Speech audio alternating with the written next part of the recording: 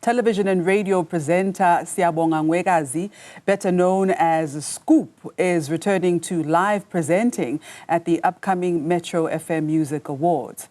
Ngwekazi, a veteran in the entertainment industry, has made his mark on platforms like YFM, Vuzu TV, Channel O, and more. He's also known as a pioneering commentator on hip-hop culture and music history. Next month, he'll host the official awards ceremony alongside Luthando Lootlove Sosha, as well as presenters including Dineo Ranaka and L-Tido, amongst others. Siyabonga Ngwekazi joins us now to tell us more about the upcoming awards, his previous work, and sustainability in the industry. Awesome. Yeah, good morning. Good morning to some Agase serious. She said to me, we're just going to have a conversation. But that intro sounds more than that. Unjani? I'm very well, and I'm glad to be matching colors with you. We are aligned. Synchronicity. Indeed. First and foremost, what have you been up to? Well, I've been taking my time to perfect my craft behind the scenes. I'm a part of an agency called 83 Agency. We do work aligning brands and the urban market because brands have the budget, they have the people there, but they don't know how to connect to their consumer. And things are changing so quickly now with social media, with the way these kids are living. So there seems to be a loss in translation most of the time. So a person like me, who is quite ahead with the ages, but is quite young in spirit, is needed to find that synergy for brands. And then, obviously, clothing is one of the things that I've been dabbling into as well, and it's been feeding me very well. But I'm very, very grateful to return back to television because that is my second love. I'm not gonna lie, it's my second love. My first love was basketball, and basketball got me into television. So I'm really, really happy to be returning to a big stage like the Metro FM Awards, where the clothing can be seen and the man can speak and the craziness can be seen as normality. That is fantastic. Now, we're going to talk about how you managed to be, I mean, we refer to you as a veteran in the industry, but yet you're still such a breath of fresh air.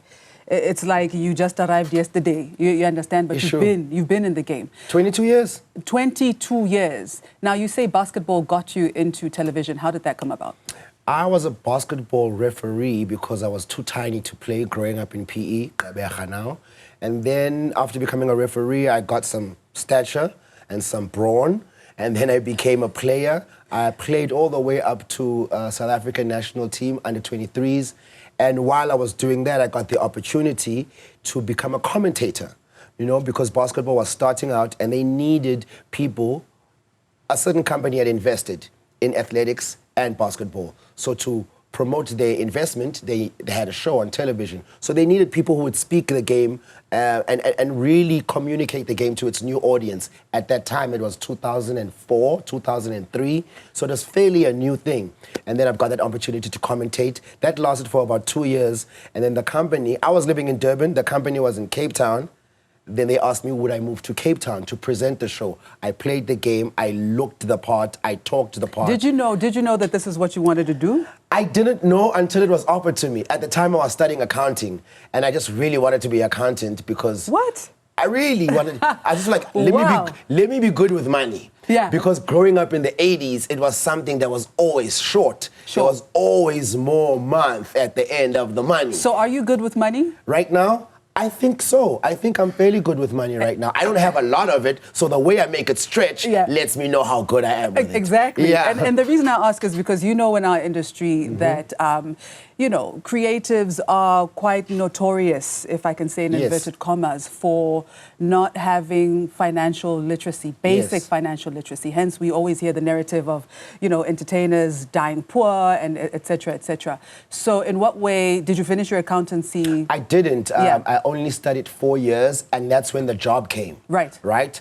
And at home, we were going through some financial problems. Yeah. So I was like, why am I stressing my parents to get money to assist me with school? Because I had a bursary. That's also academically, I was nice. So I had a bursary for studying, but then obviously the supplementary things my parents needed to help me out with. And I had sisters. I was the last born. So I was like, how do I alleviate this stress from my parents? Let me then go work, get money to assist them at home rather than extracting money from them to keep studying. And that was that was the juggling act that I had to do. Yeah. And I'm glad to say that it worked out. Once I did my first commentating voiceover, I remember the sound man was like, dude, do you know what you just did? I'm like, no. He's like, you just got that in one take.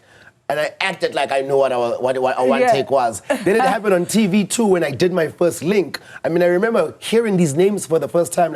I'm like, what's a link? Yeah. Oh, that is when a presenter is presenting. Right. We call it a link. Yeah. And then I did that for the first time. And I remember the cameraman was like, bro, you just got it in one take. That means we can drink more beers and have more time to ourselves. So you're a one-take wonder. I would like to think so. Yeah. So, I would like to think so. And not only did you go and work, but you went and built an entire empire. You built an empire. I mean, ungacho sis, ungacho. You built an empire. From working on television with basketball, I then came to Johannesburg in 2006 doing Street Journal on SABC. And then I did Keep Clothing. And then after that, I think the biggest thing we did was myself, Lungster, and Thomas did Forever Young. But it was a reality show. As presenters, we started our own production company. And then from there on, radio with Sizwe Dlomo, I think was one of the pinnacles of the hip-hop era, Season Scoop on YFM. And now, in my mature stages, I think this agency and what we're doing now is going to be a great thing. So I'm really, really grateful. The empire, I've been learning how to build an empire. It's about to actualize now. I love that. Yeah. So now, one of the things that comes with the pressure of being in the industry, of course, there's a lot that has been said about mental health. How have you sustained yourself from a mental health point of view in the last 22 years? I think that's a beautiful, brilliant, and poignant question, you know? And no matter how many times we speak about this mental health issue, people shouldn't be tired of hearing it, especially in our industry. It happens everywhere, but it's just so happens that in our industry, everything is magnified because we're going. But to answer your question, I think, I mean, you can't go through life without this thing, but I think more so with fame and the bright lights, if you do not have a spiritual anchor, you are playing a losing game. What's your anchor? My anchor is my spirituality, which is obviously stemmed through my culture. And I'm not very religious. I'm not religious at all. I was actually a preacher for 3 years. Wow. So I do know the Bible, and I know why I didn't divert, but I sort of supplemented it with more knowledge because I did feel like it did not account for me as a Nsundu person. Even though the Nsundu people are mentioned there, but they are not given their rightful throne. So that forced me to research my African history, which then gave me confidence in the African spirituality. So that is where I'm at right now. And the one thing I'm really all about is wellness as well, funny enough. So what we eat, our diet being our food, our diet being the things we say and take in, the things we watch, our diet being the people we hang around with. So I'm very big on those things, yes. and they really, really help me out. Because once you eat well, it's just another way of self-love. And that really forces you then to make decisions that complement and sustain that love of self. So who you hang around with, where you're going to, what are you doing there, the work you take. That also has an effect on our mental abilities and our mental health, you know? So all these things I'm very fascinated about right now. I saw on a recent interview that you did how much you value love and how you speak about forgiveness.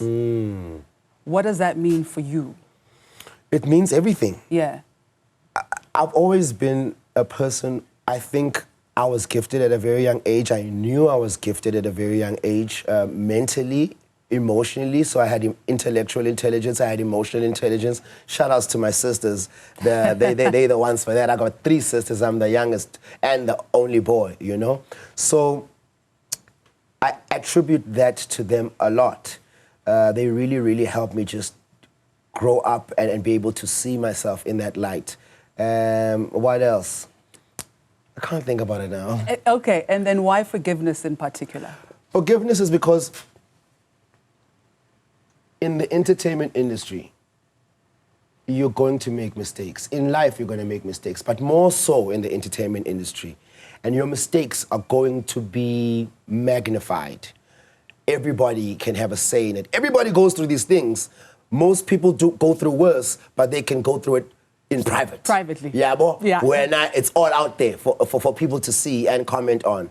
So I think if you really plan to be mentally good, if you really plan to love yourself and be okay with yourself, it's something that's needed. Not just people who work in entertainment, but in life in general. Also, I was back to the point I was making. I've always been an overachiever. Those people that say at this time I want this, at this time I want this. And it's hard to keep your compass and to keep your true north and to keep yourself energized and chasing your goals when lives. Yeah. And there's one thing life is going to do. It's going to life. Yeah. What have you had to forgive yourself for? I've got a big mouth. And sometimes my mouth says things that may be true, but maybe they shouldn't be said openly. I get you. You understand? And I think like the love for a guy like Kanye West and what he's meant to us, I think when we look at America and what is palatable in America, and then we try and do it here at home, because of whatever reasons, it doesn't work. You know, home is a little bit more, America is built on, yeah, let's rebel, yeah, let's do this. It's not that way here at home. So, yeah, my mouth sometimes has no filter, sometimes. Well, your mouth has gotten you places because now you've been announced as a main stage actor. Host of Showcase. Tell me about that. That has been amazing. Yeah. I mean, for Metro FM and the production company to think about a guy like me, normally in these cases, they want to hire someone within the station. But for them to reach out to me and say, we want you in here, I was so honored. That's actually unprecedented. Right? Right. Right. What are you planning? What can we expect from you at the Metro FM Music Awards? Great energy, conversational links, obviously a little bit of tartiness and craziness, and then clothing, which is one of the things I love the most. The theme is crowning greatness. We know we're celebrating royalty in SA music, so it lends itself to a plethora of just ways for us to express ourselves, whether it's on stage musically, with wardrobe, lighting, words, and being the place that we are, the southernmost tip of the so-called darkest continent where the cradle of humankind is. I don't know if there's any more royal than this. Come on now. Thank you so much for your time. I wish you all the best. We'll be watching. Thank you so much. Awesome. All right, that was television and radio presenter. So many different titles. He's a writer, he's a culture commentator, Siyabonga Scoop Makhathini Ngwekazi.